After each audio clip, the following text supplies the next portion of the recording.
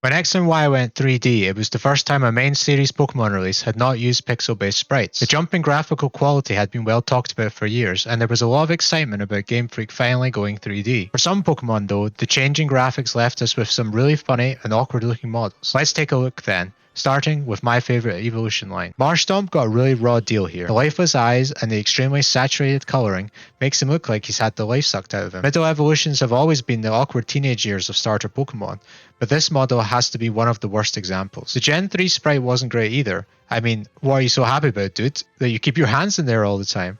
But the Gen 4 and 5 designs were really the peak for Marstomp in the game. I would really like to see the more vibrant colours return to Marstomp's model, and for the lifeless look in his eyes to be removed. The next Pokemon literally had their fire put out in the transition to 3D. Typhoon was well known for its extremely aggressive look and its colour of flames. However, in the jump to 3D, Game Freak decided that it would just not have the flames unless it was attacked. I know that this makes it true to its Pokédex entry, but it leaves Typhoon looking naked and awkward, like he forgot to put on his trousers in the morning. I'd like to see some smoke or perhaps smaller flames coming from the collar, just something to make Typhoon look less awkward. Zatu, due to its flying typing, was given one of the gliding models. These models in general are poorly done, but I think this one for me is one of the worst offenders due to its awkward size. The previous sprites were all standing, and with the design of its body and wings, it did resemble a totem pole. I think a 3D model that captures Zatu standing again would be a huge improvement. Interestingly, the gliding model is also in complete contradiction to many Pokédex entries in the series, like Ruby and Sapphires,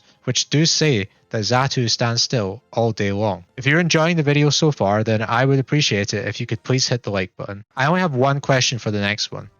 Why is it bipedal? I don't understand this change at all. Purloin in Gen 5 had a pretty cute cat sprite, and I don't think anyone really could have hated it for any reason. Yes, it was simple, but it worked. Something made Game Freak change it to make it more like Meowth, but with Meowth's design, it can totally pull off being bipedal, and has done so since the 90s. I just don't understand this decision, and in the end we have this very strange standing cat that doesn't know what to do with its front legs that are now arms. Extradrill's 3D model isn't terrible, but it is missing a lot of the aggressive features that made it such a great sprite in Gen 5. The slightly hunched over attacking posture is gone, replaced with a much more upright and less threatening pose. It also used to snap the blades on the end of its arms, which for a Pokemon that used to sweep teams was very appropriate. That's no longer the case as well, and we're left with a very safe looking standing pose. What Pokemon do you think had the best and worst transitions from sprites to 3D models? Let me know in the comments below. If you enjoyed this video, then check out this one I made about Lorelei's AI changes in Pokemon Yellow. Thanks for watching, and I'll see you in the next one.